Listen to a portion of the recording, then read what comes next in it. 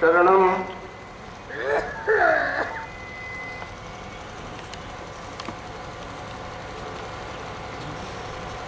पंचम स्कंद के अंत में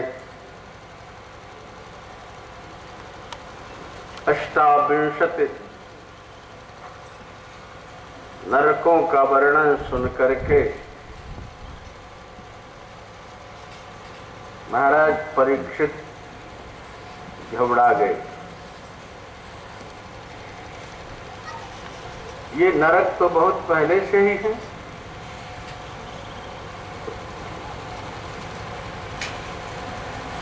सतयुग में भी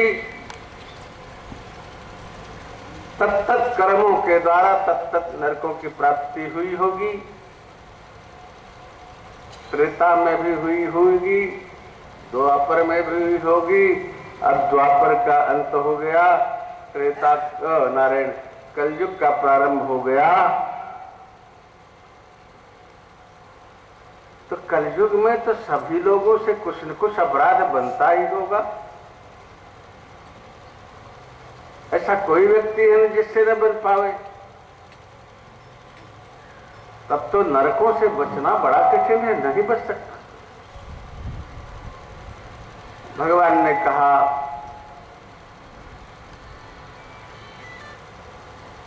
घबराओ मत। सुखदेव भगवान ने कहा घबराओ मत। कृते जध्यायतो विष्णु त्रेतायाम जजतो मखैहि द्वापरे परिचर्यायाम कलौ तदहरि कीर्तनात्। कृतयुग में सतयुग में अष्टांग योगा धारणा ध्यान समाधि प्रवृत्ति से जिस पुण्य की प्राप्ति होती थी, त्रेता युग में अनेकानेक यज्ञों का संपादन करने पर जिस पुण्य की प्राप्ति होती थी, द्वापर में भगवत परिचर्या करने से जिस पुण्य की प्राप्ति होती थी, कलियुग में केवल भगवत नाम का उच्चारण करने मात्र से उस पुण्य की प्राप्ति हो जाती है और लोग मुक्ति प्राप्त कर लेते हैं। मैंने भी संकेत किया था, भगवान सुखदेव जी ने कहा कलिर दोष निधे राजन अष्ट हे को महान गुण कीर्तनादेव कृष्णस्य मुक्त संगः परम ब्रजे। तुम्हारे कहने के अनुसार कलयुग यद्यपि दोषों की खान है, लेकिन एक बहुत बड़ा गुण है इसमें, केवल भगवान नाम उच्चारण करने मात्र से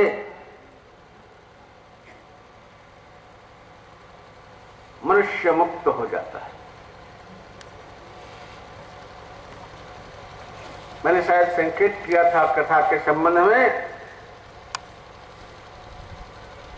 लेकिन ये भगवान के भी नाम के संबंध में भी है। तो प्रविष्ट कर्ण रंध्रेण स्वानाम भाव सरोरुहम धुनोत शमलं कृष्ण सलिलस्य यथासर।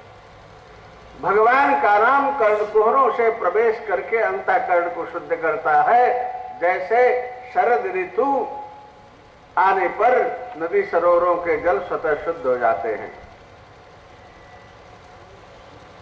नारायण सुखदेव जी महाराज जी ने कहा इसमें हम एक आपको आख्यान सुनाते हैं।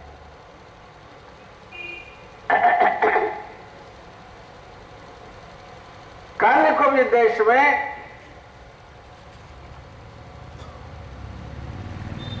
कान्यकुब्ज ब्राह्मण ही अजामिल नाम के थे, जो समस्त गुणों से संपन्न थे, विद्वान थे, तपस्वी थे। नारायण परंतु नित्य भर में समधा अध्याय लेने जाया करते थे। वहां पर दुष्टों के द्वारा दुष्कर्म होते देखा तो उनका मन भी बहक गया। घर में आए, पिता माता का भी त्याग कर दिया, पत्नी का भी त्याग कर दिया। नारायण अपना जो नित्य नैमित्तिक प्रायश्चित्तादि कर्म था उसका भी त्याग कर दिया और घर में वेश्याओं को बसा लिया। नित्य शिकार करना, मदिरा पान करना और स्वच्छंदचारी व्यक्ति जैसा होता है वो आचरण करना उनका स्वभाव बन गया। भगवान न करे किसी को दुस्संग मिल जाए,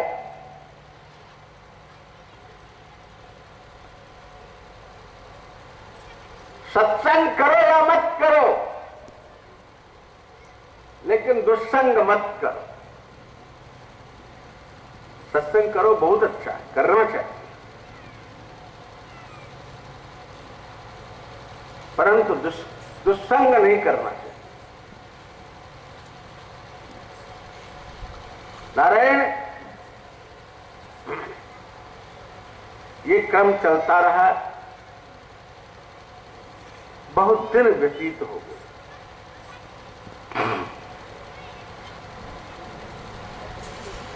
नारायण अब इसकी भी वृद्धावस्था आ गई, अजामिल की।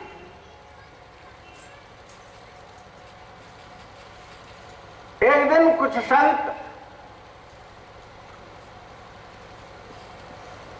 कहते हैं कि सप्तऋषि थे, कहते हैं कि नारद जी थे, कोई भी रहे हो, सामान्य संत ही क्यों न रहे हो, उस गांव में कहीं तीर्थ यात्रा करते हुए जा रहे थे, उस गांव में आए, लोगों से पूछा यहां कोई मंदिर है, कोई धर्मशाला है अथवा कोई भक्त का भवन है, कोई भक्त हो तो हम उसके यहाँ ठहर जाएं, रात्रि विश्राम करके चले जाएंगे। ए हो, आज इस समय भी महात्माओं को देख करके लोग हंसते हैं। देखो कैसे बाबा जी जा रहे हैं मुंह पे करे। ये जब महात्मा का दर्शन करके ही बुद्ध भगवान को निश्चिंतता प्राप्त हुई कि सबसे बढ़िया जीवन यही है, छोड़ो घर और मस्ती से आत्मचिंतन करो, क्योंकि इनको किसी चीज की चिंता नहीं होती और जो चिंता करता है वो हमारे सरीखे वैसे रहता नहीं। नारायण उस समय भी लोगों ने हर्ष किया, संभवतः क्या किया मैंने देखा था नहीं, लेकिन अनुमान लगा रहा हूं। लोगों ने कहा हाँ महाराज एक भक्त है अजामिल, अब अजामिल का नाम पूछते हुए आप वहां चले जाओ, वो आपकी सेवा करेगा, वहां आप विश्राम करो।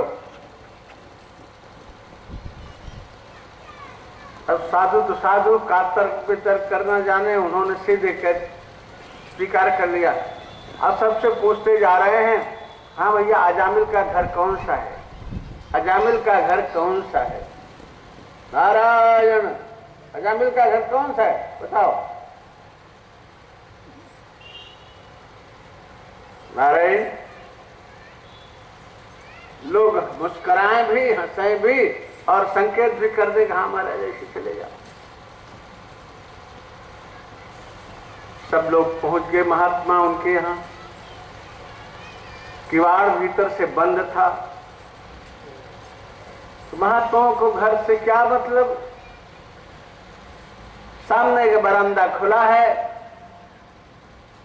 बाहर कुआं वगैरह रहा होगा। महात्माओं ने बरामदे में आसन लगाया और कुआं से स्नान कर रहे हैं।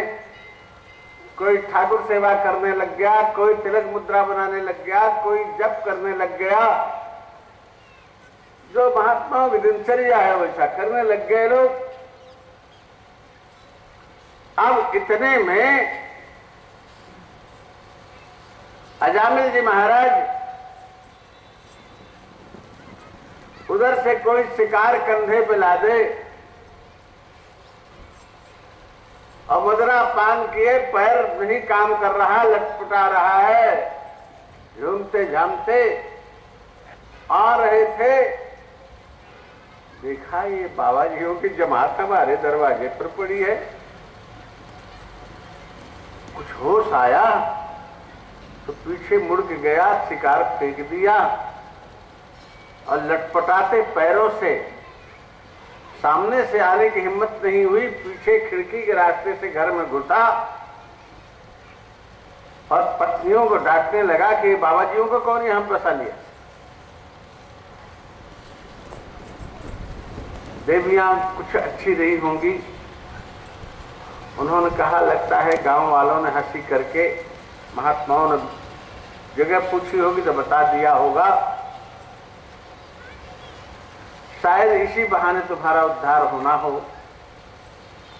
तुम अपमान मत करो, जाओ प्रणाम करो, क्षमा मांगो अपने अपराध के लिए और अपने उद्धार का उपाय भी पूछो।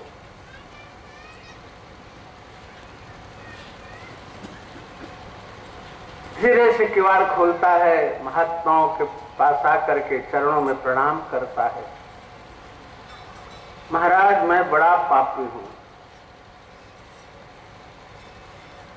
देखो महात्माओं के सामने कोई अपना अपराध स्वीकार कर ले और प्रणाम करके कहे कि मैंने बड़ा अपराध किया, मैंने बहुत पाप किया है, तो महात्मा लोग किसी को पापी मानते ही नहीं।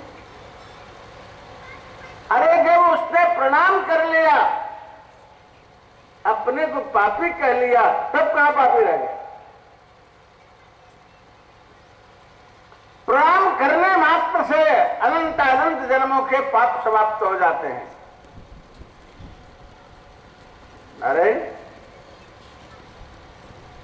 हम प्रणाम भी तो नहीं करते, कुछ कर्तव्य बस प्रणाम करते हैं, कुछ उपेक्षा से प्रणाम करते हैं, कुछ परंपरा है प्रणाम करते हैं, कुछ कहने से प्रणाम करते हैं, कुछ मुस्कुराते हुए प्रणाम करते हैं। नारायण, अगर हमको प्रणाम करना आ जाए तो शायद सच में हमारा उद्धार हो जाए।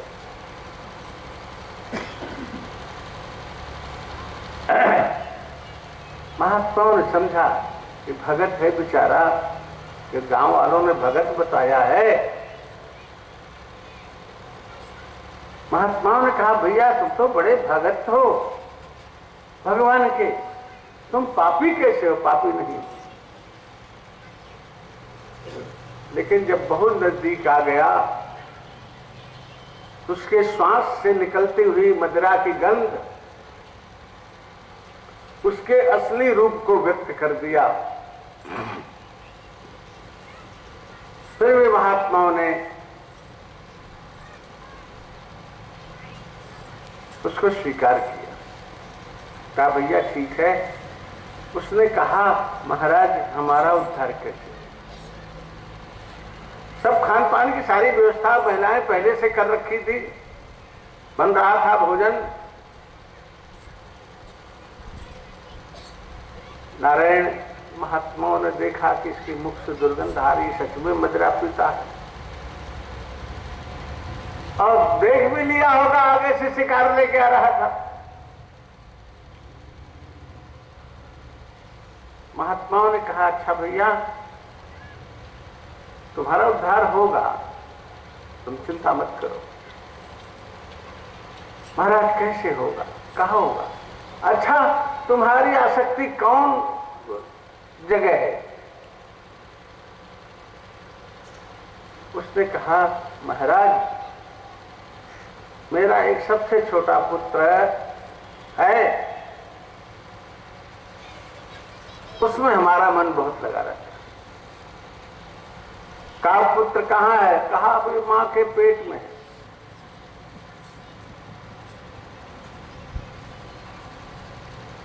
कहा ठीक है, अच्छा देखो पैदा हो तो उसका नाम तुम नारायण रखना,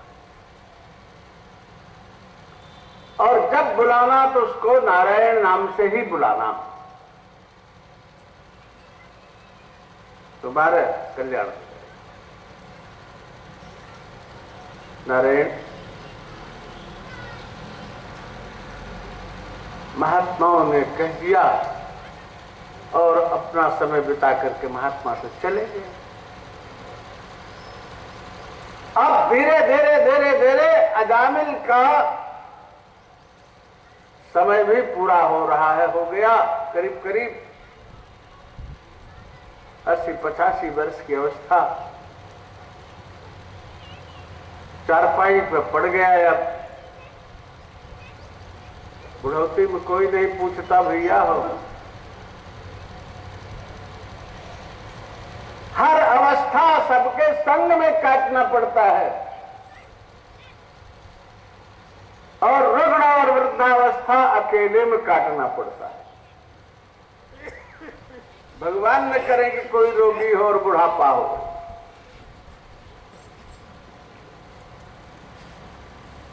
नारायण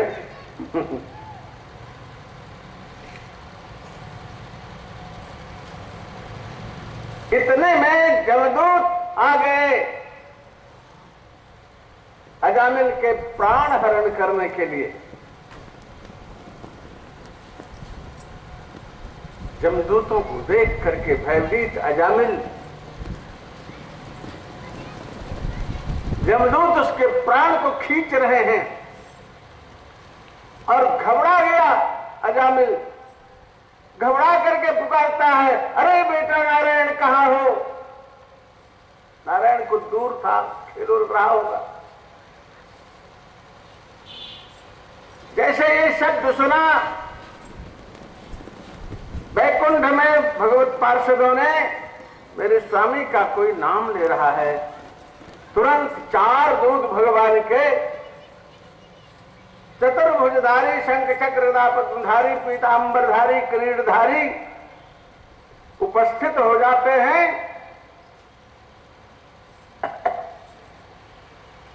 जब दूतों को डांटते भगाते हैं, क्या कर रहे हो, तुम लोग कौन हो? कहा हम धर्मराज के दूत हैं, इसको लेने आए। कहा तुम धर्म के रहस्य को जानते हो? अरे इसने भगवान का नाम उच्चारण किया है, पापी रह गया, तुम कैसे आ गए इसको लेने के लिए? जब दूतों ने कहा ये पापी है, ये नारायण का नाम भगवान का नाम समझ करके थोड़ी लिया, इसने तो अपने बेटों को बुलाया। पार्षदों ने कहा अरे इसके बेटे का नाम नारायण तो इसने रखा, परंतु नारायण नाम तो आदि नाम है भगवान का।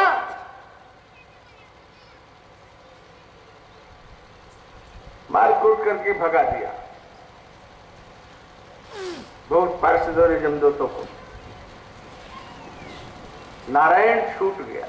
नारायण नाम उच्चारण करने से अजामिल छूट गया, सारा दृश्य देख रहा था सब। भले बेटे का नाम हो, लेकिन नारायण नाम तो था। 4 अक्षर का नाम नारायण उच्चारण किया उसने, नारायण। प्रत्येक अक्षर से एक एक भगवत पार्षद आकर के उपस्थित हो गए और जमदूतों को भगा दिया। एक संत का चरित्र याद आ गया।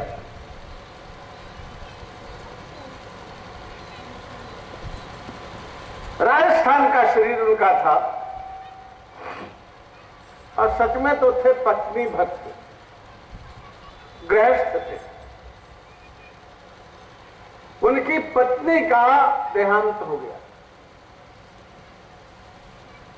इतनी आसक्ति थी पत्नी की, पत्नी में वो अब उन्माद में निरंतर हा किशोरी, हा किशोरी, उनकी पत्नी का नाम था किशोरी, हा किशोरी, हा किशोरी, हा किशोरी कहते रहते। न खाने की शुद्ध, न पहनने की शुद्ध, न रहने की शुद्ध, न चलने फिरने की शुद्ध, केवल हा किशोरी। घर छोड़ दिया।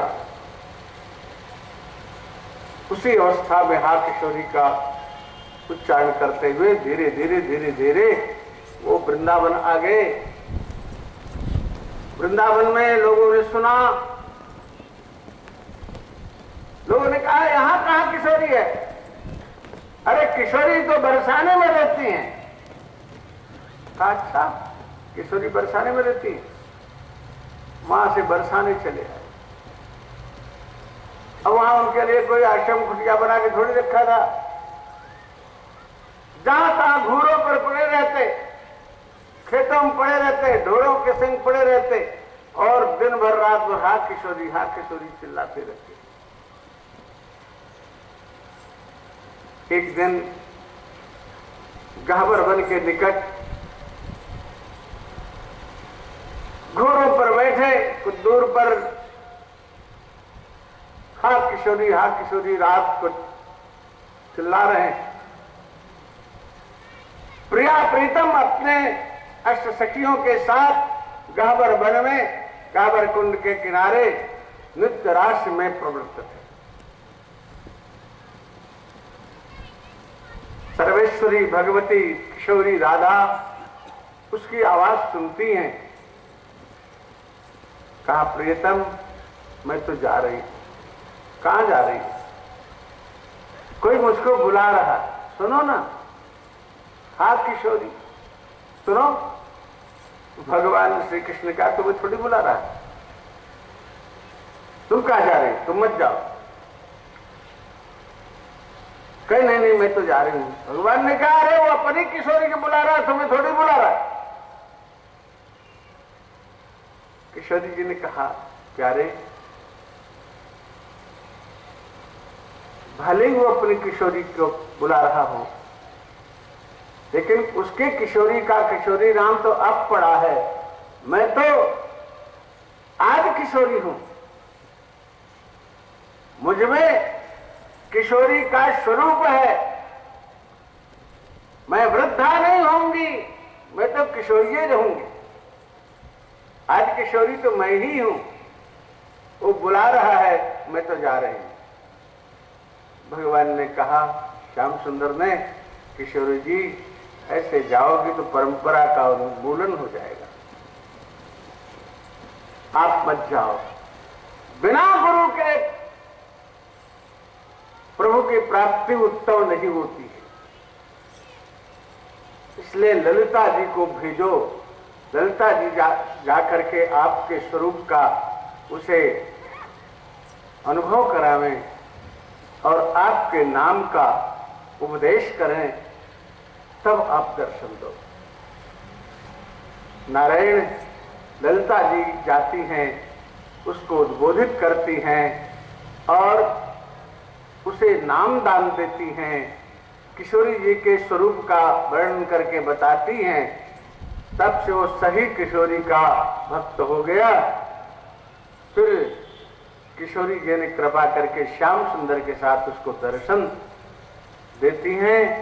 फिर तब से वो किशोरी दास हो गए और नारायण फिर जीवन भर बरसाने में रह करके किशोरी दास के नाम से किशोरी जी का चिंतन करते करते अपना समय पूरा कर लिया। ऐसे ही ये नारायण नाम के उच्चारण से भगवान के पार्षदों ने कहा कि वो अपने बेटे का नाम भले ले, लेकिन ये नाम तो भगवान का ही है। कुटे पिटे यम दूत यमराज के पास आते, बेचारे कहा, प्रभु इस संसार के कितने शासक हैं। कहा क्या बात है। कहा ऐसे ऐसे अजामिल को हम लेने गए थे, महापापी है, परंतु उसने धोखे से नारायण नाम का उच्चारण किया और भगवान के 4 पार्षद आए, हम लोगों को कूट काट के भगा दिए। तो महाराज हम कहां जाएं कहां न जाएं, इसका निर्देश आप हमको बताओ।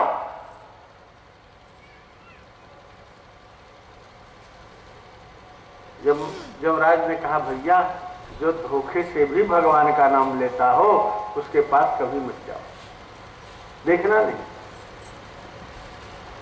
तो कहा तो मैं जाऊं कहां। कोई धोखे से लेता है, कोई सोते से लेता है, कोई अंगड़ाई लेते हुए लेता है, कोई जमाई लेते हुए लेता है, कोई श्रद्धा से लेता है कदाचित। मैं जाऊं कहां, सभी हमको मार पीट के भगा देंगे। हमको स्थान बताओ वहां मैं जाऊं। यमराज जी कहते हैं, देखो भैया तुम उसको ले आओ जिसको मैं बता रहा हूं।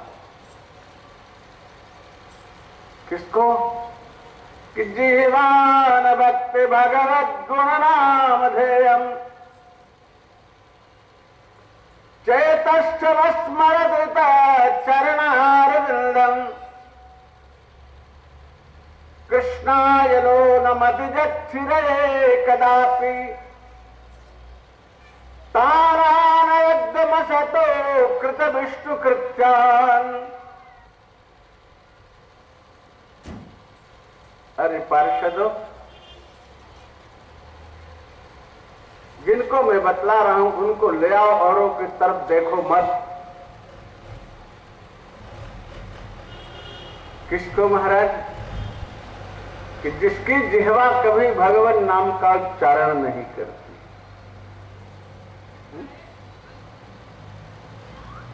जिह्वान भक्ति भगवत गुण नाम धेयम, जिसकी जिह्वा कभी भगवान नाम उच्चारण नहीं करती है उसको ले आओ।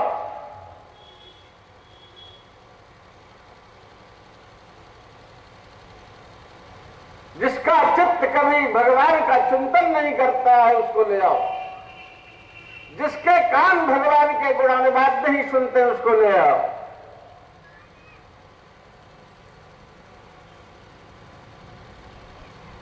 जिसके हाथ पैर भगवत चर्या नहीं करते हैं उसको ले आओ।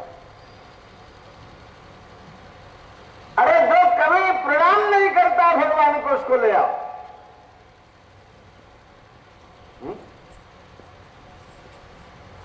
सच में भैया हम लोगों के हाथ पैर आंख कान मुख ये सब तभी सफल हैं जब हम इनसे भगवान की सेवा करते हैं, अन्यथा ये सब व्यर्थ है।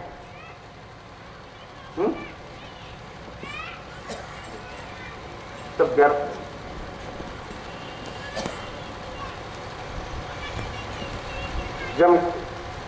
यमदूतों ने सुना समझा और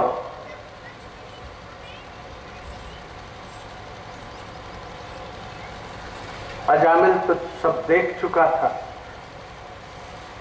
उसका प्राण बच गया। फिर वहां से छोड़ करके हरिद्वार आकर के 12 वर्ष तक भगवान का भजन करता है, फिर शरीर का परित्याग करके भगवत धाम को जाता है। नारायण